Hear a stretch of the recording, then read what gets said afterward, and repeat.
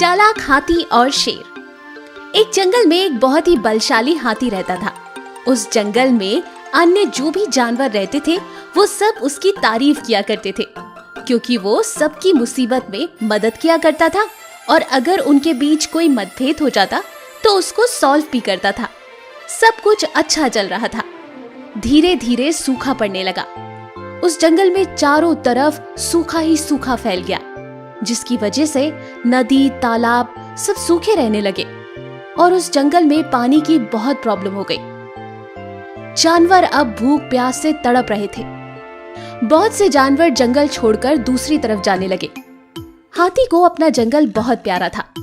वो उसे छोड़ना नहीं चाहता था, क्योंकि उसका बचपन और उसके माता पिता की यादें उसी जंगल से जुड़ी हुई थी। लेकिन आखिरकार जब जंगल में कुछ नहीं बचा तो उसने ये तय किया कि उसे भी दूसरे जंगल की तरफ रुख करना चाहिए, जहाँ पर पानी और खाना भरपूर हो। मुझे नहीं लगता कि अब मैं ज्यादा दिन यहाँ रह पाऊंगा। अगर मैं यहीं रुका तो अवश्य ही मर जाऊंगा। मुझे भी अब बाकी जानवरों की तरह इस जंगल को छोड़ना ही पड़ेगा। ये सोचकर वो धीरे धीरे चलते हुए कई दिनों तक चलता ही रहा, लेकिन उसे ना तो कहीं खाना मिला और ना ही पानी, जिसकी वजह से वो दिन प्रतिदिन और कमजोर होता गया। काफी दूर जंगल में जाने के बाद उसे एक छोटा सा तालाब दिखा, जिसमें थोड़ा सा ही पानी था। जैसे ही हाथी उस तालाब से पानी पीने जा रहा था, तभी अचानक एक शेर भी वहां टपक गया। हाथी ने जैसे ही पानी पीने के लिए अपना सूंड आगे बढ़ाया तालाब की तरफ, तो शेर ने उसको रोक दिया और बोला, पहले पानी मैं पीऊंगा, उसके बाद तुम पीना, समझे? हाथी बहुत ही प्यासा था। उसने शेर से विनती की, मैं बहुत दूर से चलकर आ रहा हूँ। कई दिनों से मैंने कुछ खाया नहीं है। प्यास के मारे मेरा बुरा हाल है। मैं आपसे विनती करता हूँ, कृपया कर पानी मुझे पीने दीजिए। इस पर शेर को गुस्सा आ गया और उसने हाथी पर हमला करने का सोचा। दोनों लड़ने लगे। दोनों की लड़ाई काफी देर तक चली। हालांकि सूखा पड़ने की वजह से शेर भी बहुत कमजोर हो गया था और हाथी भी, जिसकी वजह से जल्द ही दोनों थक गए और वहीं पर गिर पड़े। पास में ही एक बड़े गीदड़ों का झुंड ये सारी चीजें देख रहा था। हाथी और शेर की लड़ाई देखकर गीदड़ों ने आपस में सोचा, ये तो बहुत अच्छा हो रहा है। ये दोनों मोटे ताजे लड़ लड़ के मर जाएंगे और हमारे आज के भोजन का इंतजाम हो जाएगा। जब हाथी और शेर ने उस झुंड की तरफ देखा तो वो उनकी चाल समझ गए। वो जान गए कि वो लोग फिराक में थे कि जैसे ही दोनों लोग मर जाएं, तो वो सब मिलकर उनको खा ले। तभी हाथी को एक तरकीब सूझी। उसने शेर से बोला, क्यों ना हम दोनों साथ में थोड़ा थोड़ा पानी पी लें और यहाँ से चलते बने। पास में ही गीदड़ों का झुंड हमारी मौत का इंतजार कर रहा है। अगर हमने यहाँ पर लड़ाई झगड़ा किया और एक साथ ना हुए तो हम दोनों का ही इसमें भारी नुकसान होगा। शेर को हाथी की ये बात सुनकर अपनी गलती का एहसास हुआ और वो उसकी बात मान गया। तुम सही कह रहे हो भाई, हम दोनों ही इस वक्त बहुत कमजोर हैं। अकेले हम इनका सामना नहीं कर पाएंगे। बेहतर इसी में है कि हम साथ मिलकर पानी पिएं और यहाँ से निकल जाएं। शेर ने और हाथी ने यही किया। दोनों ने एक साथ थोड़ा थोड़ा पानी पिया और चुपचाप वहां से निकल गए। बेचारे गीदड़ों का इंतजार ही रह गया। हमें आपस में बैर नहीं करना चाहिए, क्योंकि बहुत सारे बड़े बड़े झगड़े कई बार छोटी छोटी बातों पर होते हैं। अतः हमें किसी भी झगड़े को शांतिपूर्वक सुलझाने की कोशिश करना चाहिए। ऐसे ही मजेदार कहानियों के लिए हमारे चैनल को सब्सक्राइब करना ना भूलें। शुक्रिया।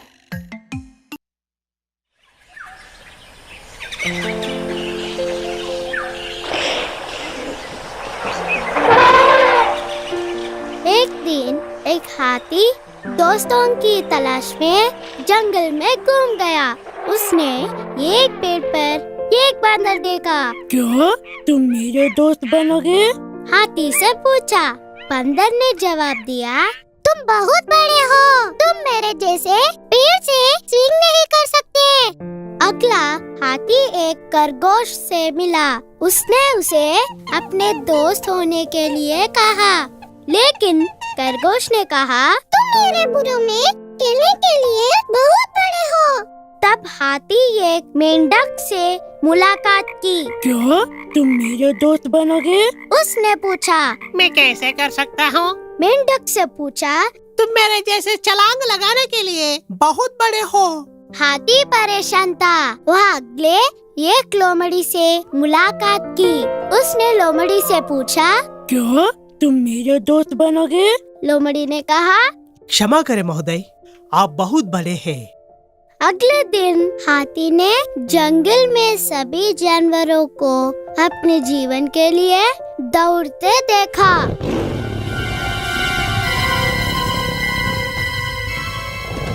हाथी ने उनसे पूछा कि क्या मामला था? भालू ने जवाब दिया, जंगल में एक बाघ है, वो हम सबको पकड़ने की कोशिश कर रहा है। जानवरों को छिपाने के लिए भाग गया। हाथी ने सोचा कि वह जंगल में हर किसी को हल करने के लिए क्या कर सकता है। इस बीच बाघ काना कर रहा था, जिसे वह कभी भी पा सकता था। हाथी बाघ तक चला गया और कहा, कृपया श्रीमान, इन गरीब जानवरों को मत खाओ। अपने काम से काम रखो। बाघ उड़ गया। बाघ को एक बारी किक देने के अलावा हाथी के पास कोई विकल्प नहीं है। भयभीत बाघ अपने जीवन के लिए भाग गया। हाथी सभी को खुशखबरी घोषित करने के लिए जंगल में वापस आ गया। सभी जानवरों ने हाथी का शुक्रिया अदा किया। उन्होंने कहा, आप हमारे दोस्त बनने के लिए सही आकार है।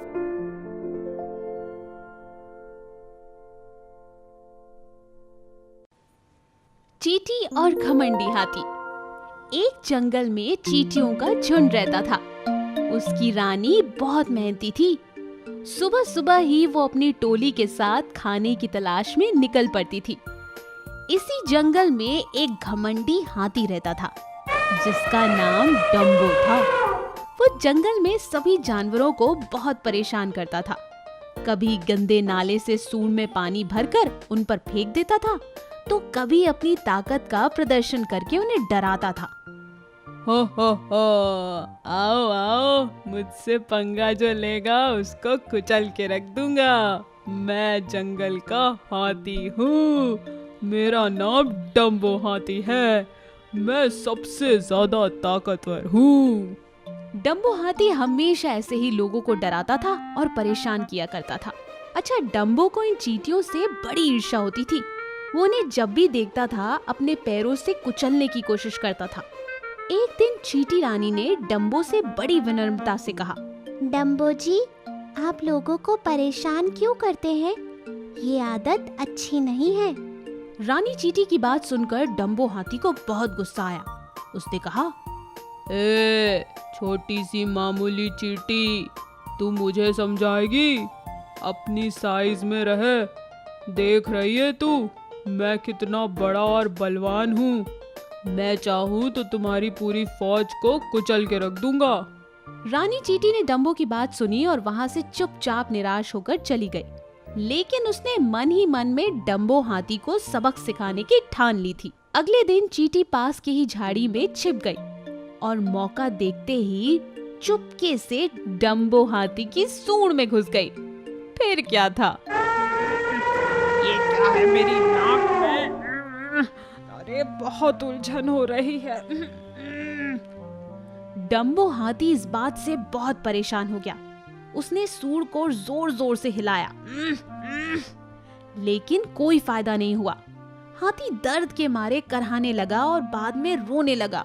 हाँ, मेरी नाक में क्या हो गया है?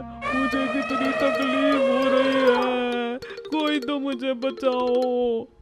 ये देखकर चींटी ने डम्बो हाथी से कहा, भैया, आप दूसरों को परेशान करते हो ना, तो आपको बहुत मजा आता है। आप खुद को परेशान होते देखकर आपको पता चला कैसा लगता है? रानी चींटी की बात सुनकर डम्बो हाथी को अपनी गलती का एहसास हुआ। मुझे माफ कर दो चींटी रानी, मैंने अपनी ताकत का, अपनी हिम्मत का गलत इस्तेमाल किया। आगे से मैं ऐसा नहीं करूँगा। रानी चींटी को हाथी की बात सुनकर उस पर दया आ गई। उसने उसे माफ किया और उसकी सूंड से बाहर आ गई। लेकिन हाँ, रानी चींटी ने डम्बो हाथी को एक बात और समझाई। डम्बो भैया, कभी भी किसी छोटे को कमजोर नहीं समझना चाहिए। रानी चींटी की बात सुनकर डम्बो बोला, मुझे सबक मिल चुका है रानी चींटी, मुझे अच्छी तरह से समझ में आ चुका है। अब मैं सबसे मिलजुल कर रहूंगा और किसी को परेशान नहीं करूंगा। उसके बाद से डम्बो हाथी सबकी मदद करता था। तो बच्चों, इस कहानी से हमने क्या सीखा? घमंडी का सिर हमेशा नीचे होता है। कभी भी किसी को कमजोर और छोटा नहीं समझना चाहिए और दूसरों के दुख और तकलीफ में हमेशा उनकी मदद करनी